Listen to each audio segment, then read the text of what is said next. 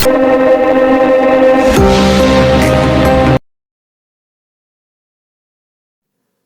po, magandang gabi, no? Magandang umaga. Nasa panig man tayo ng mundo, ayan. At tayo ay inumaga na, no? Pasensya na po kasi tanghali na, hindi, hapon na nga ako nakatulog po pagkatapos ng trabaho ko. Kasi inayos ko lahat ng pa-JNT, ha? So sa lahat po ng may order, expect niyo bukas. Pa-JNT ko na po lahat. And kaunti na lang po, ha? Ang ating, ang tawag dito, bracelet na ganito, ayan. So, kung sino pong may gusto, ayan, mag-order na kayo. Hindi ko alam kung kailan sila ulit magkakaroon ng stock. And marami pang nagpa-reserve, ayan. So, hopefully, makakuha ulit tayo. Okay, sa unang lapag, meron tayong Knight of Cups. Ayan po. Bumili kasi din ako ng mga supply ng aso, mga pagkain nila. Manok, tapos yung dog food nila, ayan, yung mga treats, pati pagkain ng pusa, alam mo yan. Kaya, minahapon na ako ng tulog. Ayun, sa pagod ko. Ngayon lang ako nagising, ha. Okay, and then meron tayo ditong Seven of Swords. Tignan pa natin, ano. Meron din tayo ditong Eight of Swords. Okay po. Ayun, na-flip. Meron tayong Queen of Cups. Okay, so ayan na, ha. Ayan. Oh, ganda. Ganda ng ating map ngayon, ano. World map. Di ba? Mapa ng mundo. Ito nga po natin, ha. Kung ano pa ang lalabas. Tignan pa natin. And then, meron tayong King of Cups. Okay. Queen of Cups and King of Cups. Oh, okay. So, no gender specification tayo dito. Pwedeng babae, pwedeng lalaki po ang makaresonate, ha. LGBTQ. Basta mag-a-apply sa'yo yung reading para sa'yo po, ha. Kung hindi naman, pwede yung auto-pass yung video natin, ano, para walang violent reaction. And then, meron tayong Knight of Pentacles. Okay. Dalawa na lang para makumpleto ang ating reading for today. Page of Wands. Okay po. Ayan. Tignan pa po natin para sa last. Nakukumpleto sa ating 4 spread card reading. Okay po.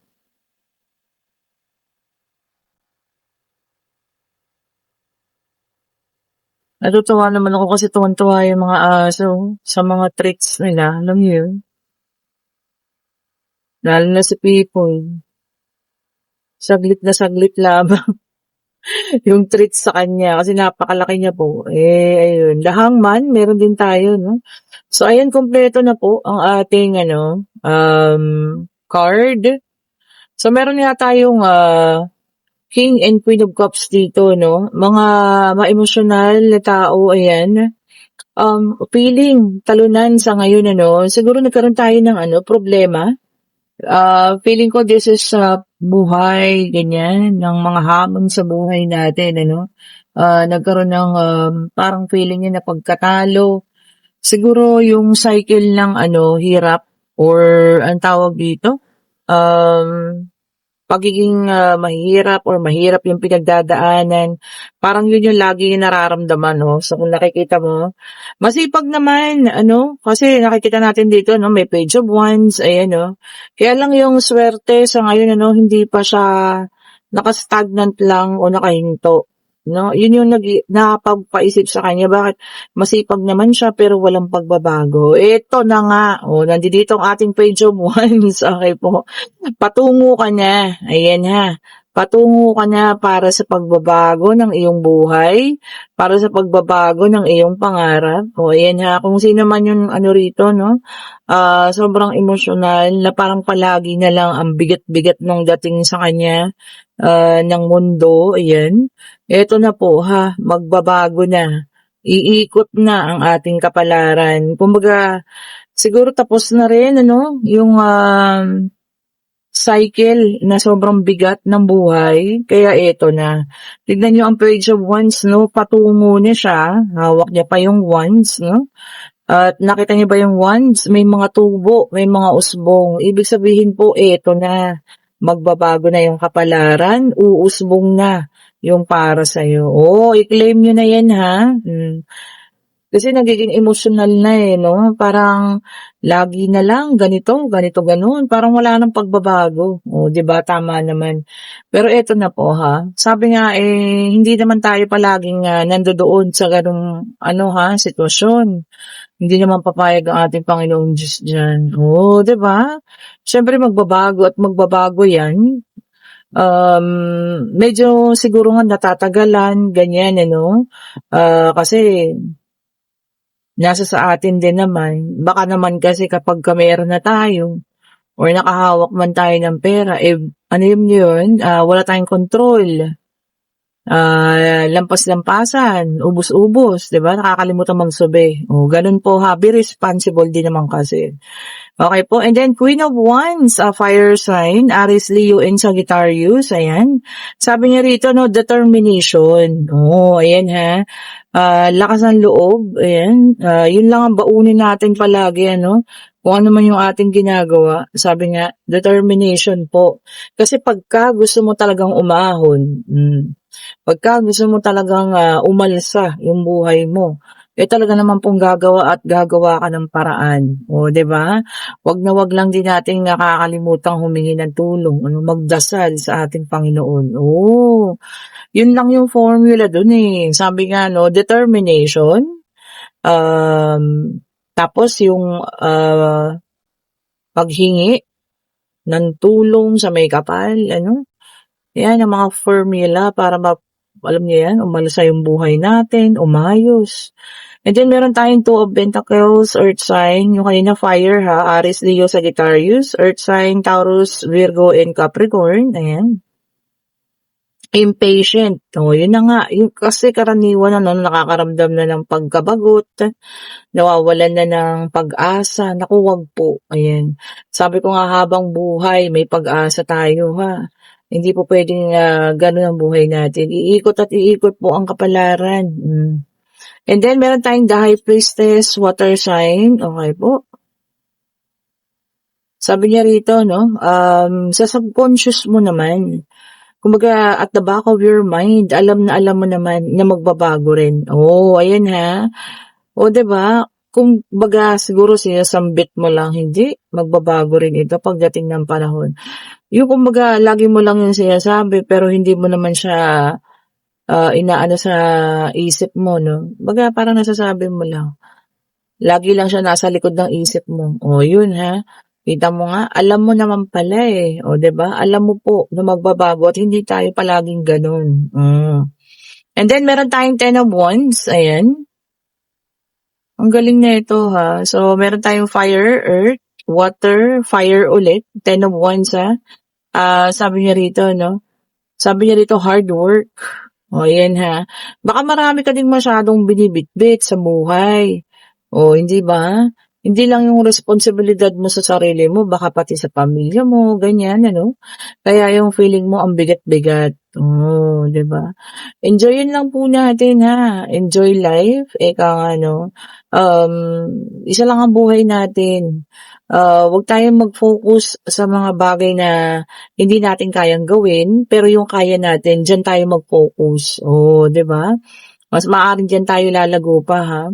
Okay po. And then, meron tayong Ace of Wands, fire sign ulit. Okay. Sabi niya nga rito, lack of motivation. O, para sa iba din ha. Or baka karugtong pa rin, sa nauna. Baka yung iba nga, sobrang nang nakakaramdam ng parang bagot na. Ayan, hindi na namomotivate. Naku, wag po ha. Magpatuloy lang. Sabi nga, eto na. Paparating na yung pagbabago. Ayan ha. O, tapos dito, lack of faith. O, wala na rin, paniniwala at pagtitiwala sa Panginoon. Naku, yan po yung, wag na wag nating pawawalan. Kumbaga, Kahit siguro ano na yung pagdaanan natin ano, sabi nga wala namang ibibigay sa atin ng Panginoon na hindi natin kakayanin. O isipin niyo po lagi yun ha, makakayanan at makakayanan po ang lahat ng mga bagay. Imposible na hindi po makayanan ha. Kaya lang marami na ngayon ano, yung talagang sumusuko. Naku, wag naman po ha. Wag po. Ito na nga, sinabi na nga ng baraha, no? Iikot na, magkakaroon na ng pagbabago para sa ating ano ha, buhay na ito. And then meron tayong Ten of Cups, water sign ulit. Ayan. Fulfillment of dreams. Yung may mga pangarap dyan ha. Ayan, unti-unti lang matutupad. Diba? And contentment, magiging kontento na rin daw, ano. So, ayan. I-claim natin po ha, ang pag-ikot ng ating kapalaran. So, hindi na tayo mas stagnant doon, ano. And, ang ganda rin, the Death card. Okay po, water sign. So, new beginning, pagbabago. Yun na nga. Sabi ko sa inyo, ang Death card, hindi dapat katakutan dahil maaaring may nagtatapos at maaaring panibagong panimula din po. Di ba? Basta kapit lang tayo sa Panginoon ha. At alam niyo yun, magpatuloy lang tayo sa mga mabuting gawain natin. And then meron tayong Earth sign, okay po. The Hermit. Sabi niya rito, no, wisdom. Yung iba sa inyo din, naghahanap ng katotohanan. Ayan. Sabi niya, truth seeking. Bakit kaya? Ano bang katotohanan pa yung nais niyong malaman? Baka may pangyayari, no, na kailangan talagang alamin mo kung ano man yun. Or dun ka magiging free pag nalaman mo yung katotohanan siguro, no. Kumbaga dun mo mas madaling matatanggap kapag ka nalaman mo na yun. Kung ano man po yan ha. Maaaring magiging masakit, pero at least dun ka makakawala. Di ba po? And then sabi rito, no,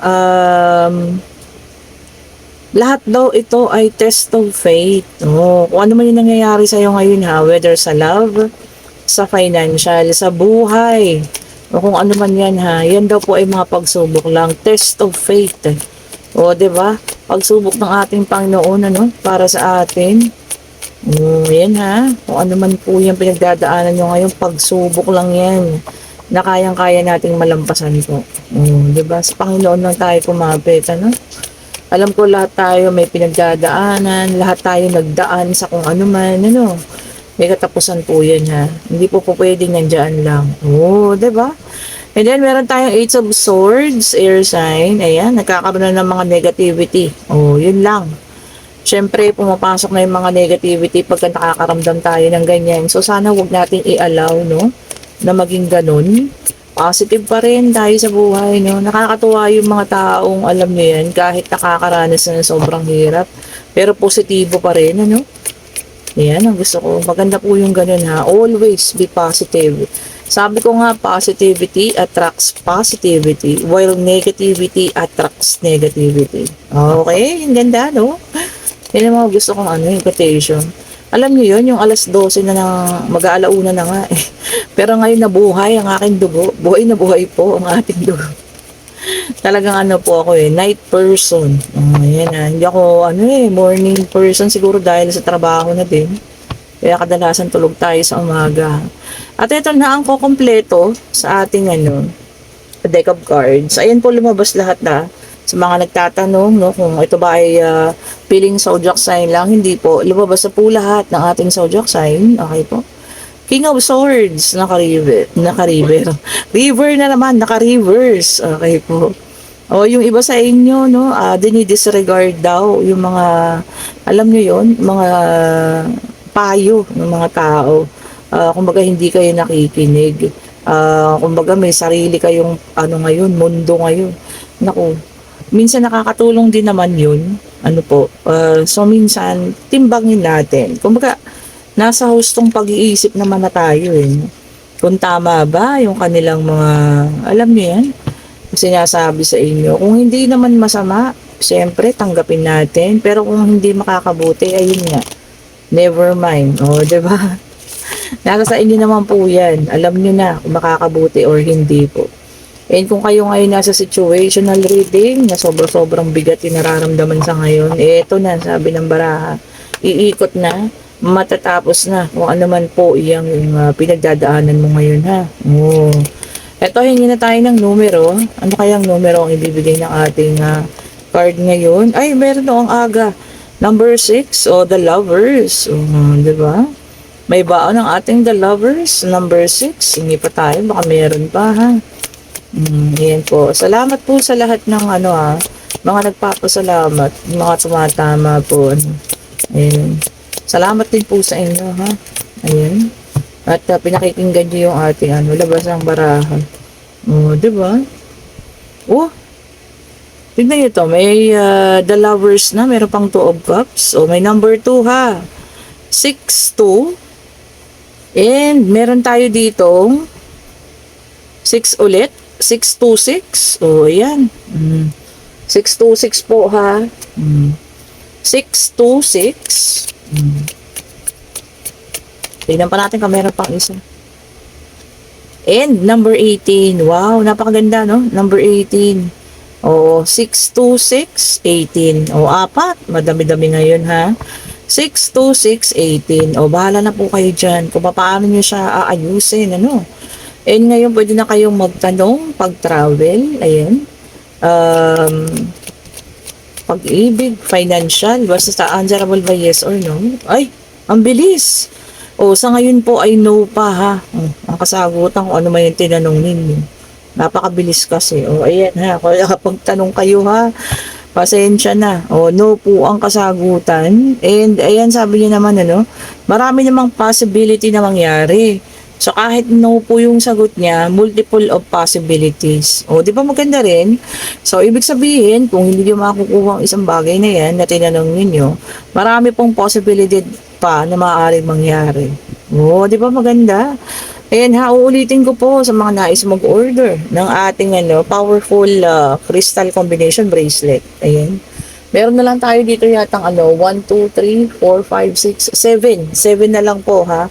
7 out of yata to 14 di kalahati na po. Ayan, mag-chat na kayo sa akin. And kung gusto po ng private trading, ayan, i-click nyo lang din yung link dyan.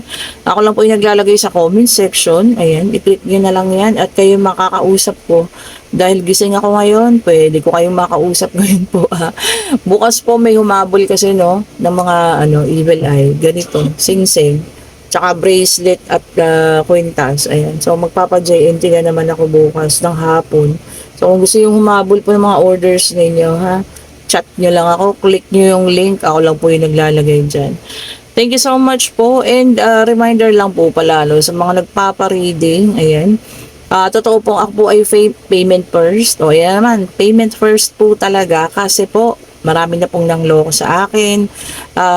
Way back pa, yung mga unang-unang araw pa, sasabihin, papadala sa Western Union, papadala sa ganito after ng reading. And then po, wala na, parang kanalimutan na. Kaya nga po, ang way of payment sa akin is through GCash lang sana. Pero pinagbibigyan natin yung iba na wala pong GCash, Pero yung sasabihin nyo sa akin na ipapadala ko after ng reading, hindi po. Payment first po talaga kasi manhid na po ako sa ganun. Pasensya na kayo, ha. Sabihin nyo man na wala akong tiwala or kasi wala rin po akong tiwala. Sa totoo lang po, sa dami na po, sa totoo lang po. Kasi sabi ko nga, hindi ako yung taong mahaba yung pasensya ko sa ganito Pero pagka paulit-ulit naman, di ba? Kaya patawarin niyo po ako, ha. At kung ayaw niyo dun sa aking rules na ganun, talaga pong kinakancel ko yung reading. Okay po? Kasi tapos yung sasabihan pa ako, especially kay Madam, ayan. Isa pa na hindi ko nagustuhan po, sasabihin nyo sa akin na na-disappoint kayo kasi dapat ang isasend ninyo ganitong dollars, something ganon, mas kumbaga may pasobra ng unti dun sa ibabayad nyo. Madam, uulitin ko lang po, ha, may trabaho po ako. Okay po? Mas malaki po yung sahod ko dun sa ipadadala yung bayad sa akin. Okay po? Kaya pwede kong i-cancel yung reading ninyo. kung ayaw niyo po dun sa rules ko, no? Yun lang po yung pinapakiusap ko naman. And alam niyo, no, yung sa mga ibang nagpapareading sa akin, yung mga sanay na sa akin, alam na po nila yan eh. Tsaka hindi ako nagpe-payment first pag regular customer ko na yan. And meron akong isang madam, alam niya yan, from Italy yan. Laging pasobra po yung binibigay niya sa akin. Sobrang pasalamat ko dahil lagi ko nga sinasabi, no, lahat naman ito, hindi naman lahat yan napupunta sa akin. Sa mga alaga ko yan, sa mga tinutulungan ko yan, ano. Marami po tayong tinutulungan. Kaya sobrang pasalamat ako dun kay madam, no. Tapos yung papainan ako ng ganon, you disappoint me, sabi niya pang ganon, no. I was supposed to send you something, lamting kan, ganyan. Sobra pa yun doon, ganon. Huwag niyo po akong painan ng ganyan, madam. Sabi ko nga, may trabaho po ako. Maganda po ang sahod ko sa trabaho ko. Okay po. This is all for mga sideline ko po na tinutulungan. Hindi po ito yung hanap buhay ko. Ayun lang po. Maraming salamat po muli sa inyong panonood. Maraming salamat po. Hindi ko na po kasi nga naibi-video eh. Mga tinutulungan natin, ganyan, ano. Hindi ko na kasi kailangan i-ganon po. Kasi alam na ng Panginoon yan kung saan napupunta. Salamat po sa inyong lahat. Have a blessed, ano ba ngayon, Friday. Ay, hindi pa, Friday na ng umaga. Ay, hindi yung mga reading ko mamayang umaga. Ayan, magsipaghanda na kayo. Thank you so much po for watching. Have a great day. Stay safe po sa lahat. Bye-bye po.